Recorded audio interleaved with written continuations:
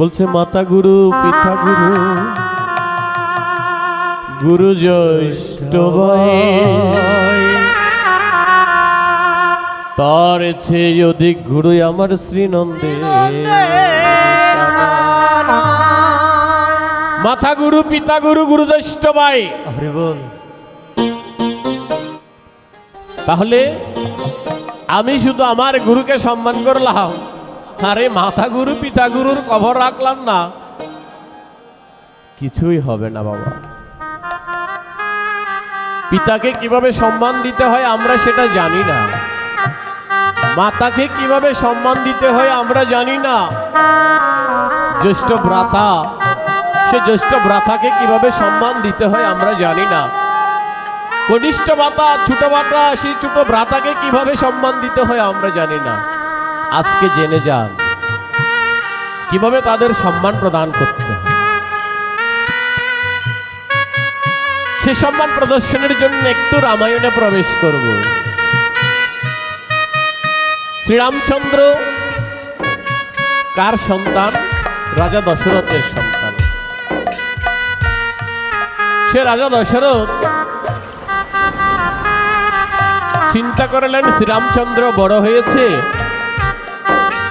সে যেহেতু জ্যেষ্ঠ পুত্র তাকে রাজ্যভার প্রদান করে আমি একটু বিশ্রাম করব। তাই শ্রীরামচন্দ্রকে ডেকে বললেন, বাবা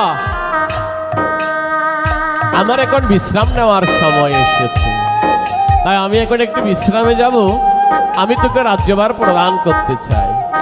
একদিন তারিখ ঠিক করলেন, উক্ত দিনে তাকে রাজ্যভার প্রদান করে রাজা একটু বিশ্রামে যাবে। কিন্তু রাজার দ্বিতীয় স্ত্রী কইকেয়ী দুইবার স্বামীকে সেবা করেছেন। স্ত্রীর কর্তব্য কি? স্ত্রীর কর্তব্য হচ্ছে স্বামীর সেবা করা। রাজার 3 জন স্ত্রী ছিলেন, তার মধ্যে দ্বিতীয় নাম্বার স্ত্রীর নাম হচ্ছে কইকেয়ী। সেই কইকেয়ী রাজা একবার দুইবার ভীষণ অসুস্থ হয়েছিলেন, মরে যাবে এরকম পরিস্থিতি, কিন্তু কইকেয়ী দুইবার সুস্থ করেছেন রাজাকে।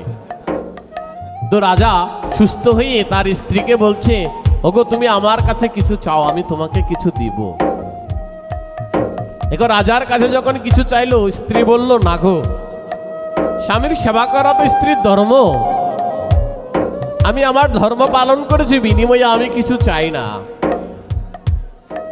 আর যদি কোনোদিন চাইতে হয় আমি তোমার কাছে চেয়ে নিব। তো সেদিন কি হলেন, কালকে রামের রাজ্যাভিষেক হবে, আজকে মন্ত্ররা কুমন্ত্রণা দিচ্ছে কাকে? কইকেয়ীকে। এ কইকেয়ী, কাল তো রাজা রাম রাজা হয়ে যাবে, তোমার ছেলে ভরত কিন্তু রাজা হতে পারবে না, তাই এখনই যাও, তুমি শ্রীরামচন্দ্রের কাছে এখনই যাও, গিয়ে তোমার 2 কানা বর তুমি চেয়ে নাও। কি চাইবে? প্রথম বরে শ্রীরামচন্দ্র 14 বছরের জন্য বনে যাবে, আর দ্বিতীয় বরে তোমার ছেলে রাজা ভরত রাজা হবে।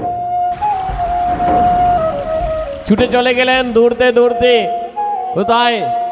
রাজা দশরথের কাছে। মহারাজ, কি গো তুমি এসেছো? হ্যাঁ, আমি আজ তোমার কাছে 2 কানা বর চাই।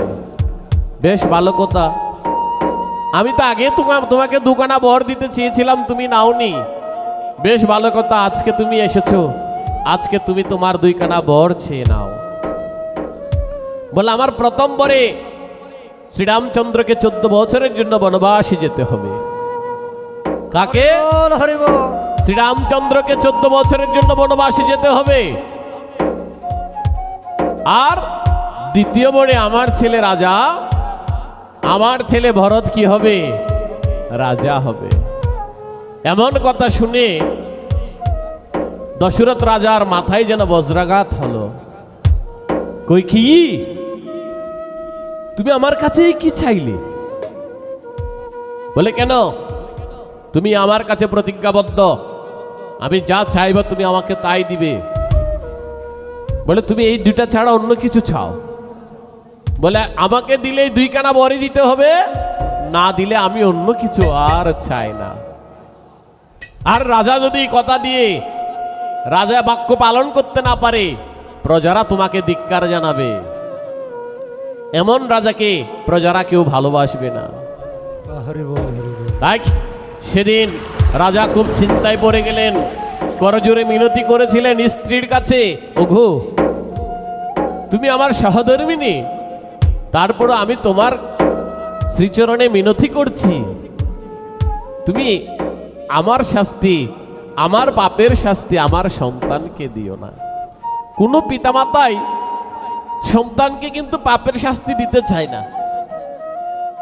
ভালোবাসা দিতে চায়, প্রেম দিতে চায়, ধন দিতে চায়, দৌলত দিতে চায়, সবকিছু দিতে চায়, কিন্তু পাপের ভাগ কিন্তু সন্তানকে দিতে চায় না। হরি বল, হরি বল।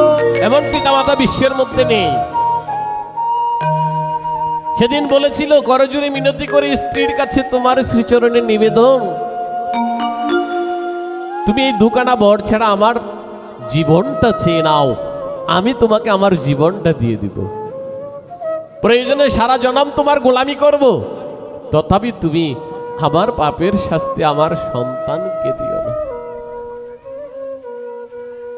বলে না, দিলেই 2 কানা বর দিতে হবে, না হলে অন্য কিছু তোমার কাছে আমি চাই না। সেদিন রজনীতে ডেকেছিলেন শ্রীরামচন্দ্রকে রাজা দশরথ। শ্রীরামচন্দ্র এসে পিতাকে দণ্ডবত প্রণাম নিবেদন করলেন, হে পিতাশ্রী, আমাকে ডেকেছ? বলে হ্যাঁ।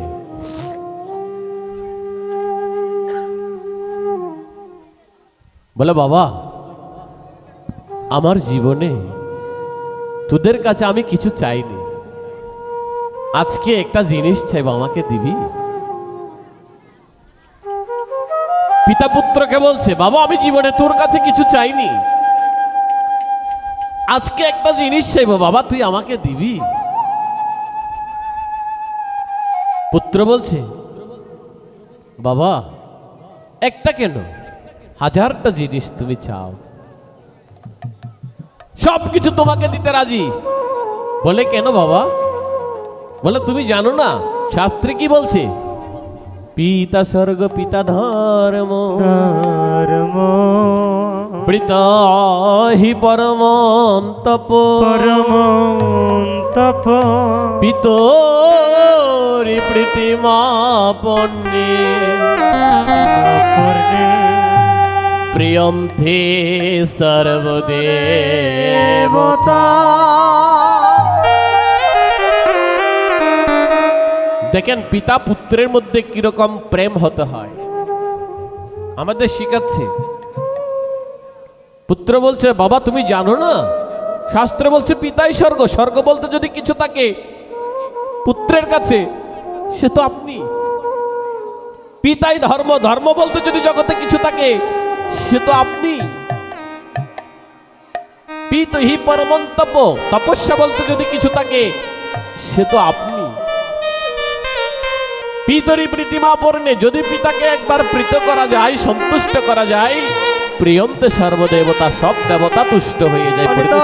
হরি বল, হরি বল, হরি বল। তাই বাবা আজকে যে আমার এই শরীর কার অবদান? তোমার অবদান। তুমি এবং মাতার অবদান হচ্ছে এই শরীর। তাই আজকে তুমি যা বলবে আমার শরীর তাই শুনবে। বলো বাবা কি করতে হবে? পুত্রকে বলছে, বাবা আমি যদি তোকে বলি 14 বছরের জন্য বনবাসে যেতে হবে, যাবি? আহা, পুত্র এই কথা শুনে পিতাকে বলতে লাগলো, বাবা 14 বছর কেন, তুমি যদি বলো 14,000 বছর বনবাসে থাকতে, তাতেও আমি রাজি। দেখেন পিতা পুত্রের প্রেম কিরকম। 14,000 বছর যদি তুমি বলো বনবাসে থাকতে, আমি বনবাসে থাকতে রাজি। তুমি যাই বলবে আমি তাই করতে রাজি, তুমি যাই বলবে এই দেহ তাই শুনতে। আহা, বলছে বাবা তাইলে তোমাকে 14 বছরের জন্য বনে যেতে হবে। ঠিক আছে বাবা, আমি আগামীকাল সকালে বনের উদ্দেশ্যে রওনা হয়ে যাব। এই গেল পিতা পুত্রের প্রেম। এই জগতে এমন সন্তান আছে বাবা, পিতার এমন বাক্য এই জগতে পালন করবে এরকম সন্তান আছে? নেই। কারণ আমরা আমাদের সন্তানকে উপযুক্তভাবে গড়ে তুলতে পারছি না। গড়ে তুলতে হবে, রামায়ণ তত্ত্ব তাদেরকে শ্রবণ করাতে হবে। এবার আসুন, স্বামী স্ত্রীর ধর্ম কি? বর্তমানে আমরা সকলে সংসার করেছি সুখের জন্য,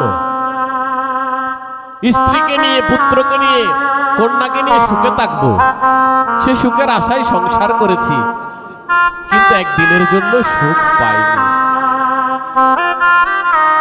স্ত্রীর সাথে স্বামীর কি সম্পর্ক হওয়া উচিত সেটা আমরা উপলব্ধি করতে পারিনি। একটু ছোট করে বাজাবে। স্ত্রীর সাথে যে স্বামীর সম্পর্ক কিরকম হওয়া উচিত, আজকে কি অবস্থা দেখলে খুব কষ্ট লাগে।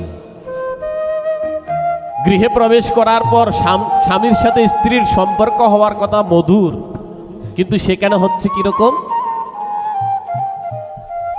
ঝগড়াঝাটি, জঞ্জাল, আর ভালো লাগে না সংসার। আমরা পুরুষেরা ঘরে থাকতে চাই না কেন? ঘরে থাকলে শুধু ঝগড়া হয় স্ত্রীর সাথে। তাই আমরা সেই যন্ত্রণা থেকে এখন বাইরে বাইরে থাকার চেষ্টা করছি বেশি।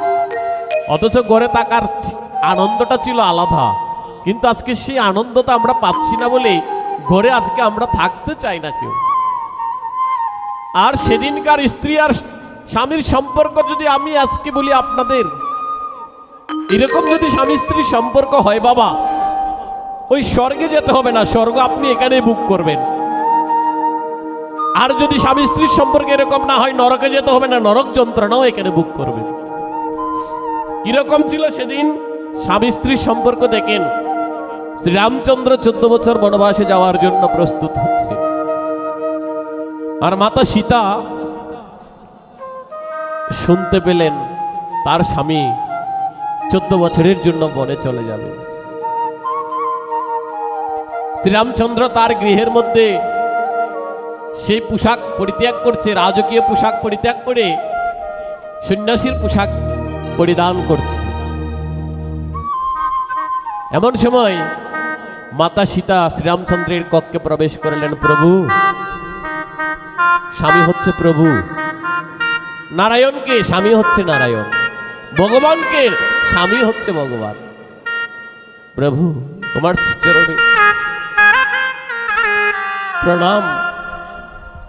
যখন মাতা সীতা প্রণাম নিবেদন করলেন, শ্রীরামচন্দ্র মাতা সীতার দিকে তাকালেন। সীতে, তুমি এরকম পোশাক পরিধান করেছো কেন? মাতা সীতা সন্ন্যাসীর পোশাক পরিধান করে, রাজকীয় পোশাক পরিত্যাগ করে দিয়েছে। যখনই শুনেছিল শ্রীরামচন্দ্র বনে চলে যাবে, সেই কথা শ্রবণ করার পরপরই রাজকীয় পোশাক পরিত্যাগ করে ফেলেছে। সন্ন্যাসীর পোশাক পরিধান করে প্রভুর সামনে এসে বলছে, প্রভু, তব শ্রীচরণে প্রণাম। প্রভুকে প্রণাম নিবেদন করলেন। আর প্রভু শীতের দিকে তাকিয়ে বলছে, শীতি, এ কি পোশাক তোমার? তুমি রাজকীয় পোশাক পরিত্যাগ করেছো কেন? প্রভু, তব চরণে আমার একটি মিনতি আছে। কি মিনতি? যে তোমার সাথে আমাকেও যে